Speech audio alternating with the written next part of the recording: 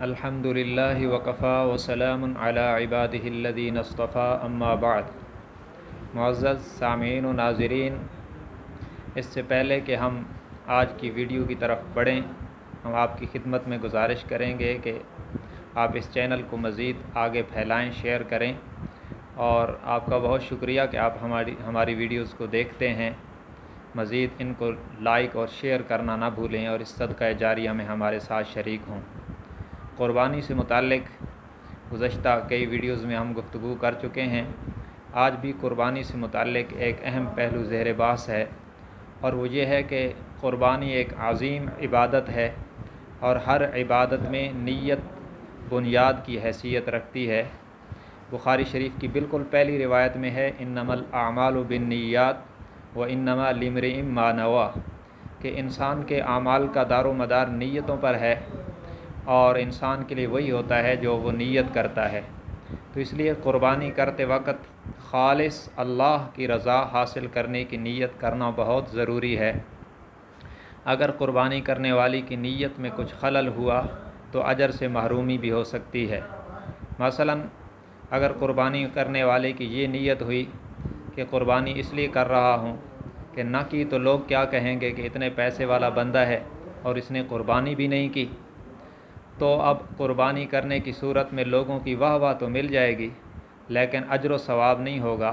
قرآن کریم میں ہے، کالذی ينفق مالہ رئاء الناس ولا یؤمن باللہ والیوم الآخر فمثلہ کمثل صفوان علیہ تراب فاصابہ وابل فترکہ صلدا، کہ جو لوگوں کو دکھانے کے لیے مال خرچ کرے اس کی مثال یوں ہے جیسے ایک چٹان پر مٹی پڑی ہو اور زور کی بارش برسے تو وہاں مٹی کا ذرہ بھی نہیں رہے گا۔ اسی طرح لوگوں کو دکھانے کے لیے جو مال خرچ کرتا ہے یا جانور ذبح کرتا ہے، قربان کرتا ہے، اس کے نام اعمال میں اجر کا ذرہ بھی نہیں آئے گا۔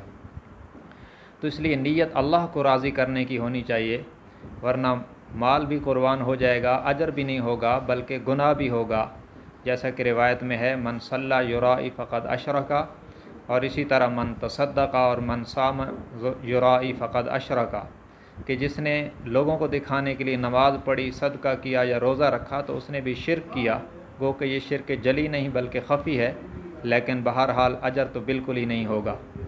اسی طرح لوگ قربانی میں یہ بھی کہہ دیتے ہیں بعض لوگ کہ قربانی کر رہے ہیں اس لیے کہ قربانی والے دن لوگوں کا منہ نہ دیکھنا پڑے، تو یہ نیت ہے گوشت کھانے کی۔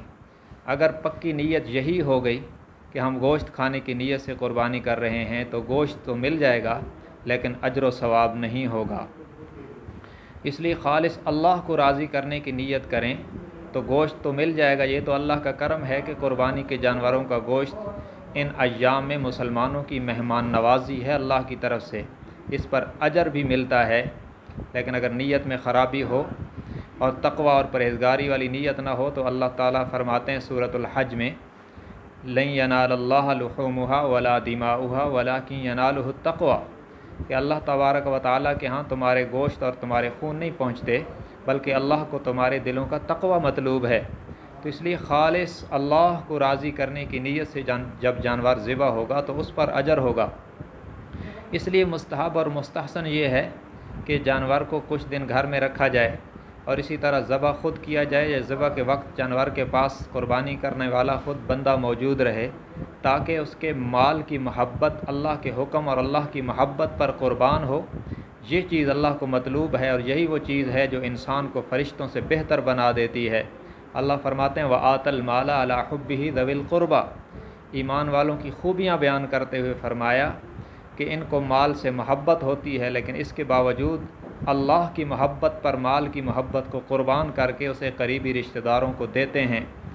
اور یہ قربانی کا جانور ذبح کرنا بھی اسی میں شامل ہے کہ ہم اللہ کی محبت پر مال کی اور جانور کی محبت کو قربان کر دیں اور اسے اللہ کی رضا کے لیے ذبح کریں۔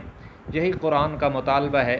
سورہ انعام کے بالکل آخر میں آپ صلی اللہ علیہ وسلم کے واسطے سے اللہ نے پوری امت کو کہا، قل ان صلاتی و نسکی و محیای و مماتی للہ رب العالمین، فرمایا کہ آپ انہیں فرما دیجئے میری نماز، میری قربانی اور میرا جینا مرنا سب اللہ کے لیے ہے۔ اس آیت سے ہمیں سبق ملتا ہے کہ ہمارا ہر عمل الغرض کہ ہمارا جینا مرنا اللہ کی رضا کے لیے ہونا چاہیے۔ دنیا کے منافع ہمیں تب بھی مل جائیں گے لیکن اجر و ثواب بھی ہوگا۔ اللہ تبارک و تعالی ہم سب کو قربانیوں میں اور تمام اعمال میں اپنی رضا نصیب فرمائے۔ وآخر دعوانا الحمد للہ رب العالمین۔